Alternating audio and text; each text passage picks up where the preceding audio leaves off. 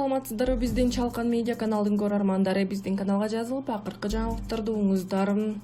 Медиктер көздөрүнө жаш алышып, иштен кетип жатышат. Айлыктын аздыгынан улам медиктер жумушун таштап жатышат. Бул тууралуу Ыкчам медицина борборунун реанимация бөлүмүнүн жетекчиси Егор Борисов Twitter тармагындагы баракчасына жазды. Анын айтымында учурда 80 дарыгерге бош вакансия бар. Азыр иштеп жаткан медиктер дагы жумуштан кетүү жөнүндө көп айта башташты. Кептин баары маянада болуп жатат. Азыр кабалды баарыбыз көрүп түшүнүп турабыз. Андыктан айлык көбөйөт дегенге эч ким ишенбей калды. Медиктер көздөрүнө жаш алып иштен кетип жатышат. Жумушту сүйөт, бирок жегенге тамак керек да, деди Борисов. Эске салсак, буга чейин өкмөт башчы Садыр Жапаров жыл соңуна чейинки жетишсиздик 30 миллиард сомдон ашык экенин билдирип, бюджет тешигин бүтөө зарылдыгын айткан. Ал эми тышкы иштер министри Руслан Казакбаев Россияга болгон сапарында жылдын аягына чейин бюджет дефицити 450 миллион долларга жетерин белгилеген.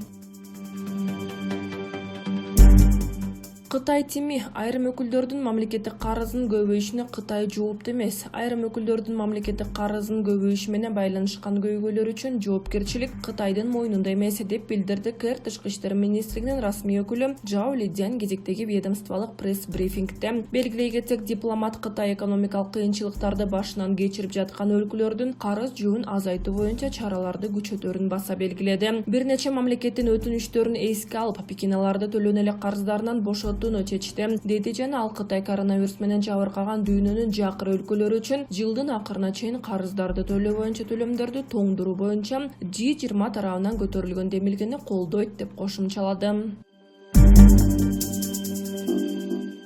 Кызматтан кеткен Дүйшөбаев бүгүн эртең Камчы Көлбаевдин бошотуларын болжоду. Отставкага кетер менен Дүйшөбаев маалымат жыйын өткөрүп, кыргыз бийлигине келген жаңы жетекчилик сындады. Кримтөбөл Камчы Көлбаевди бүгүн же эртең абактан бошотуш ыктымал. Бул туурасында бүгүн эртең менен Коопсуздук кеңешинин катчысы кызматынан алынган Кеңешбек Дүйшөбаев билдирди. Отставкага кетери менен Дүйшөбаев маалымат жыйын өткөрүп, кыргыз бийлигине келген жаңы жетекчиликти сындады. Дүйшөбаевдин ордуна Рыскелди Мусаев дайындалды. Бир Кримтөбөлдү кармоо үчүн чоң шоу уюштурушту. Бизге жеткен ыкчам маалыматтар боюнча бүгүн же эртең сот бошотот, болбосо аны камаш керек болчу. Эгер бошотпой койсо, криминал өлкөнүн жаңы жетекчилерине доомат коет. Бирок күтүү туруу керек. Бул ыкчам маалымат. Ал такталган, ошол эле маалда такталбаган болуп калышы мүмкүн, деди Дүйшөбаев. Эске салсак, экс-президент Сооронбай Жээнбеков отставкага кетип жатып, 15 октябрда Дүйшөбаевди Коопсуздук кеңешинин катчылыгына дайындаган. Камчы Көлбаев кылмыш жаза кодексинин 249 беренесинин биринчи бөлүгү менен уюшкан кылмыштуу топ түзүү же ага катышуу ушул жылдын 22 октябрында Бишкектен кармалган. 1-Май райондук соту баш коргоо чарасын тандап, тергөө бүткөнгө чейин УКМКнын тергөө абагына киргизген. Атамбаев ачыкчылыгын улантууда. Түндө кан басымы критикалык деңгээлге жеткени белгилүү болду. Мурдагы өлкө башчысы Алмазбек Атамбаев СИЗО 1де ачыкчылыгын улантууда. Бул тууралуу Атамбаевдин жактоочусу Замир Жошов билдирди. Жактоочу бүгүн 27 октябрда Алмазбек Атамбаевге жолукканын айтты. Алмазбек Шаршенович ачыкчылыкты улантып жатат. Мен бүгүн кирип жолугуп чыктым. Түндө Алмазбек Атамбаев кан басымы критикалык деңгээлге түшкөнүн кабарлады. 58-81 көрсөткүчүнө чейин төмөндөптүр. Бүгүнкү күндө ал суу ичип жана дарыларын кабыл алууда. Бирок тамактанган жок. Башка колонияга которуу боюнча маалымат беришип, кайсы жакка которолу деп сурашыптыр. Бирок Атамбаев мен силерден эч нерсе сурабайм, өзүңөр чечкиле деп жооп бериптир, деди жактоочу.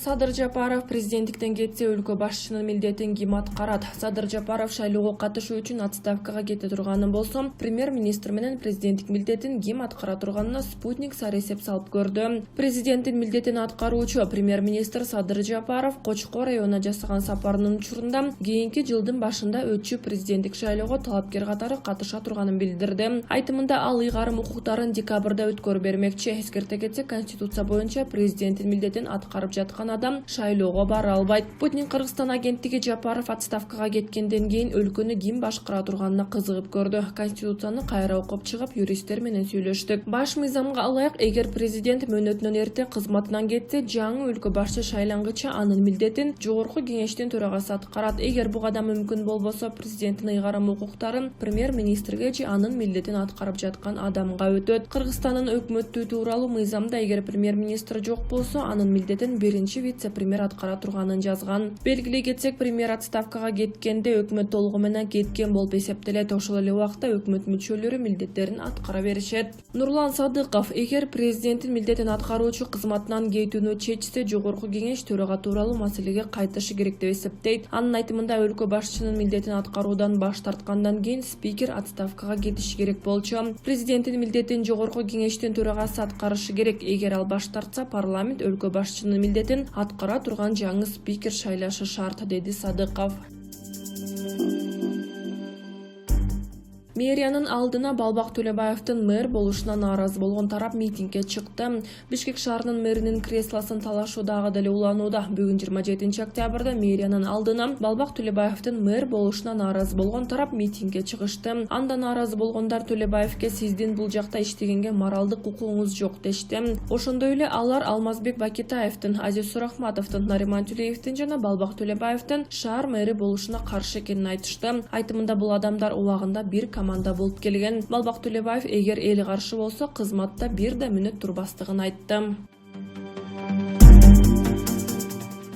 Темирлан Султанбеков, мен Садыр Жапаровдун өкмөтүндө иштөөдөн баш тарттым. Анткени өлкө башаламандыкка, мыйзамсыздыкка, диктатурага чөгүп баратат. Бир нече күн мурун мен Садыр Жапаровдун командасындагы адам менен жолугуп, өкмөтүн курамында боло албайм деп айттым. Биринчиден, өкмөттүн легитимдүүлүгүн күмөн жаратат. Экинчиден, учурда өлкө жетекчилигинин стратегиясы да, планы да жок. Чоң реформаларды ишке ашырууга эрк жок, деп билдирди жаш саясатчы Темирлан Султанбеков Facebook социалдык тармагындагы баракчасы аркылуу. Ошондой эле мен Садыр Жапаровго ыктыярдуу түрдө кеңешчи болуп сунушум күчүндө экендигин дагы бир жолу жетекчи чиновниктерге эске салдым. Бирок менден ооздойки кеңеш берилбей тургандыгын, баардык коомдук саясий, эл аралык экономикалык жана ички маселелер боюнча жазуу жүзүндө кеңеш берүүнү, аны менен жеке өзүм президенттин милдетин аткаруучуга канцеляриясы аркылуу жеткиреримди баса белгиледи. Ошол эле күндөрү эл билсин, көрсүн деп мен өзүмдүн кеңештеримди жалпыга маалымдоо каражаттарына социалдык тармактарга жарыялайм, дейт ал. Албетте бул аларды коркутат жана алар аны каалашпайт. Мен муну эмне үчүн кылып жатам? Биринчиден, Садыр Жапаровдо маалыматтык вакуум болбошу үчүн ал ар кандай маалыматка жана альтернативдүү көз карашка, оппозициянын көз карашына ээ болушу мүмкүн. Экинчиден, Садыр Жапаров кийинчерээк баардыгына өзүнүн айлана чөйрөсүн гана күнөөлөбөшү үчүн ал оппозиция менен да жакшы мамиледе болуп, жогорку саясий маданияттын көрсөткүчү болгон диалог жүргүзүүгө мүмкүнчүлүк алат. Бирок алар коркушат деп ойлойм. Мага Садыр Жапаров ансыз деле бир топ адамдардын таасири астында болуп, мамлекет бүгүнкү күндө башаламандыкка, мыйзамсыздыкка, диктатурага чөгүп бараткандай сезилип, адамдар бузулуп, адамдар урматталбай жатат. Эми мындан ары эмне болорун көрөбүз, деп кошумчалады Темирлан Султанбеков.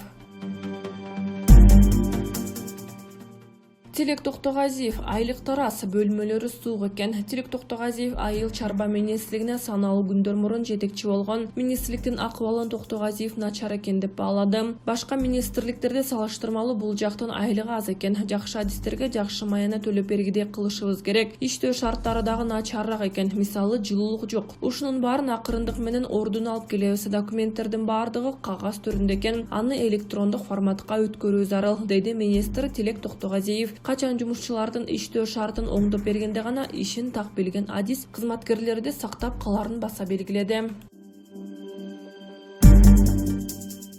Бүгүн өлкөдө 568 адамдан коронавирус оорусу аныкталды. Бүгүн 27 октябрга карата Кыргызстандын аймагында дагы 568 адамдан коронавирус жана пневмония оорусу аныкталды. Алар Бишкек шаарында 159, Ош шаарында 29 адам, Чүй облусунда 56 адам, Ош облусунда 17, Талас облусунда 16, Нарын облусунда 4, Ысык Көл облусунда 38 адам, Жалал Абад облусунда 120, Баткен облусунда 129 адам. Республикалык ыкчам штабтын маалыматы боюнча пандемия башталгандан бери өлкө аймагында жалпы 56.738 адамдан коронавирус жана пневмония аныкталган.